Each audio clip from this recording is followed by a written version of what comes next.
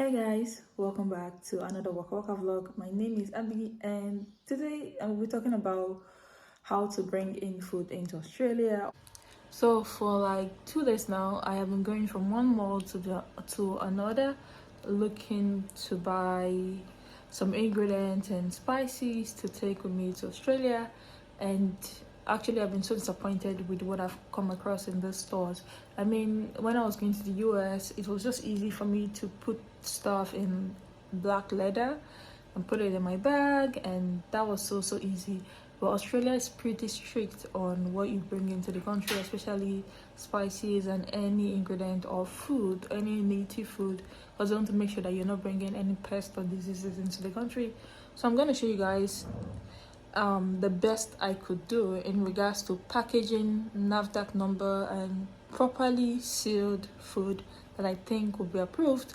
So I hope all of this make it through the border, because these are food from my country basically. So I'm going to show you guys, especially if you're coming from Nigeria. So at the end of the trip, once I make it through the other side, I'm going to tell you guys whether all of this food made it through or not. So these are the food. I did got Gary Ijabu. I got like 3 kg, and ogbono, some kuli, locust beans, prawns that is grounded, some egusi, and stockfish like that. Then I've got like this is like bitter leaf in this container that is properly sealed, jollof rice spice, tamarind pepper, suya pepper, yellow pepper, pepper soup pepper, and then vegetable for cooking and putting in soup.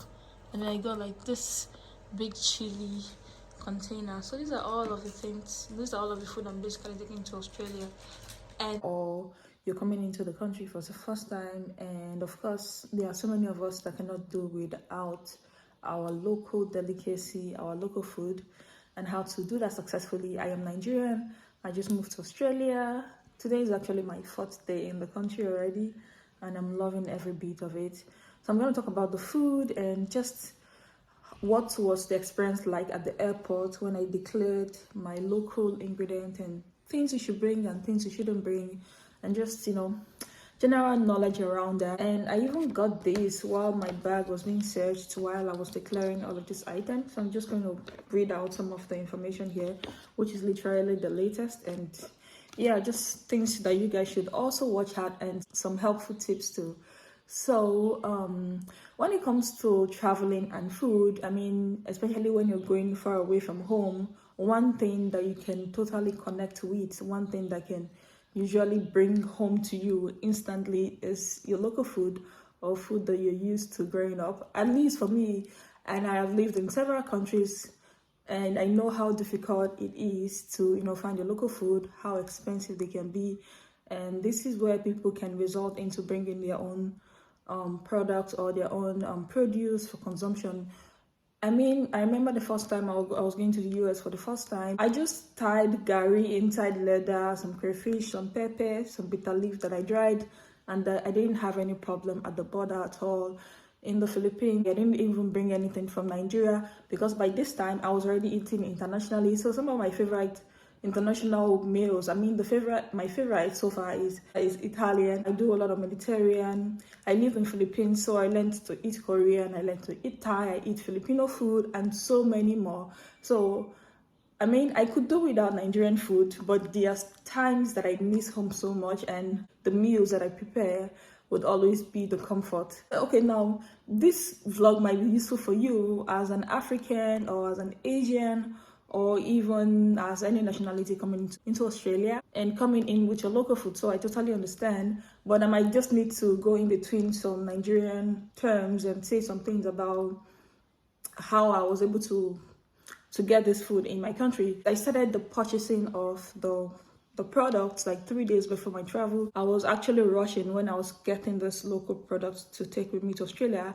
And after watching Australian Waterfalls, I know how strict they can be in regards to you bringing in local produce. And what I notice is that they always emphasize on, especially majority of the food that gets thrown out is because they weren't properly packed, or they were not the right kind of food to bring into the country. And Australia, compared to like the other countries I've been to, Australia is quite iffy about what comes into the country, because they are always hamping on about their $1 billion fragile ecosystem, so they protect it. Like, I have never seen anything like it before in my life. This is like, it's really, really serious, guys. So 3 days before I got the product, now in Nigeria, when I was telling people, oh, I need packaged food to travel with, and people were like, oh, go to the store. And I went to a particular store, and so the packaged food that I saw on the shelf were mostly just food tied up in plastic, and it wasn't properly packed. So I kept on insisting on, this is not, Australia would not accept this. That was what I kept on telling the people that were trying to sell it to me. I'm like, you guys don't know Australia, they're going to throw it in the trash. I need a properly packed food. Until I think I did like 3 to 4 malls in Abuja before I was able to find majority of the food that I bought. This is not just I've forgotten what this sale is called, this like that, and then there is another sale on top that literally packaged it, and the company is registered and the name of the products and all of that. So basically what you should be looking out for is, I think the number one tip here is, it has to be properly packed, properly sealed, properly labeled, and properly produced. Then it has to be the right food, because it is not everything you can bring into Australia. So as of December 2022, this is what these are the things the Australian government do not want in their country, and these are the things that they want in the country. So no rice, no pulses, no wheat, no powdered seed and grains, no nuts, no beans, no dried chili and seeds. Funny enough, I brought in some chili. I brought in like 5 different chilies, but one did not make it through. And why that particular one did not make it through is because the chili it still has like this large part of it. It wasn't as blended as they wanted it. So even if you're bringing in chili and it is well packaged and it is grind to the finest, they would still allow it, basically.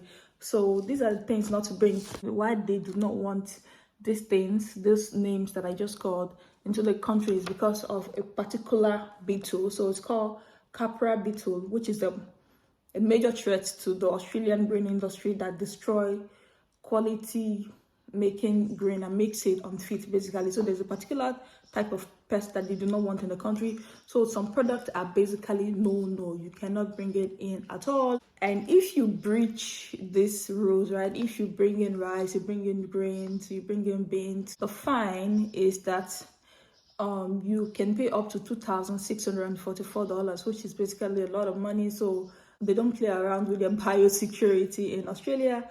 And they even say that your visa may be cancelled, and if so, you would be refused entry into the country. So it's not a slippery slope. It's the law is being stated, and you just have to follow the rules, basically. So after going through immigration, which was a really, really long line, I got my bags, and then you have to go through the exit line. So it is at this exit line you tell them that you have something to declare or something to not declare. So you can either be telling the truth or telling lies, because they're still going to scan you. You're still going to go through the system, and once they find it, you're going to be in a lot of trouble. Now, the clear line is so freaking long. I think I was spending up to an hour just queuing, waiting for my turn to finally, for them to check it, and then they can tell me whether to go or not, or take back some of my products, basically. The officer came to me and she was like, oh, she looked at my card, and of course I ticked everything, that just, it's better you'd say yes and they don't find anything than for you to say no and then they find something. That's like what the card is saying, and I feel like you should follow suit too. So she called me and I brought my bags, and she asked me to put the bag on the table, big bags. So I opened the first bag, and then I started bringing the ingredients and handing it out to her. And she was reading the labels. She wasn't really sure, like, what is this? And she asked me, and I respond, do the second, the third. And I came with a lot of products, okay? Because I was like, I didn't just bring the ingredients for myself. I also brought it because my fiance likes Nigerian food, so I definitely want to make some Nigerian meals for him because I know he's really going to enjoy it and appreciate it. So that's partially why I did brought a lot of food. So I brought, and I'm a Yoruba woman, so I brought a lot of spices. I brought normal chili, red chili, I brought Cameroon pepper, I brought yellow pepper, all sorts really, like anything, any kind of pepper you could think of, but again, properly packed and sealed. So she went through the whole thing, and then it got to a point. I remember I had a pepper soup suya spice that she wasn't sure, so she brought out a pocket knife, and I was like, you know what? I told her, I said, if you're not really sure, you can actually open it and see for yourself. So you can really, sometimes they can't be sure what is inside.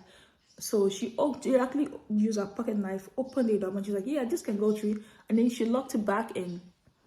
You understand, right? So basically, what I was doing, I was chatting up with her and also kind of like, go through it. I don't really have anything to hide. She was like, going through the whole thing, asking questions. What is this? What is that? What is that? What is that? And I was able to answer. So you should also know everything you're bringing into the country, basically.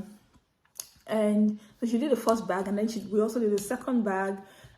Guys, I am Nigerian, okay? I brought in kuli, it went through. I brought in gari, it went through. I brought in ogbono, I brought in egusi, all sorts of ingredients. I brought in bitter leaf, brought in like 2 different types of leaves, and it all went through. Then she checked the second bag, and then she literally brought out everything. She put, like, no, as she was saying yes, she was putting it to the side, putting it to the side, putting it to the side. The words she wasn't really sure. I just like, okay, this is that. Okay, this can go. This can stay here. This can go here. This is a yes. This is a yes. And then I got to 2 items. And she was like, Cameroon. She looked at the Cameroon pepper. She saw that the leaves, like the chili, is still quite large. She was like, an insect could literally live in this pepper. So she was like, this is a no. And the other thing is meat. Even though, like, I know before they used to allow meat, like if it's processed, but now it doesn't matter whether it is processed or not, it doesn't go through. So those were the 2 things, my Cameroon pepper and the kilishi that I brought along that was also properly packed. I think the 2 things again that I need to hamper on is it has to be the right produce. Please guys, bring in the right produce into the country. And then number 2, make sure it is properly packed. It's not just put in a bag and tied together. No. Make sure that you buy from a company that produces, that repackage those local produce. And I'm telling you, you can successfully get it into the country. So this was basically how I was able to do it. Have you ever gone through product declaration in Australia? What was the process like? Did your produce come in, or did you have difficulty? Anyway, my name is Abby, and this is Waka Waka. If you enjoyed this vlog, leave a like and see you in my next one. Bye.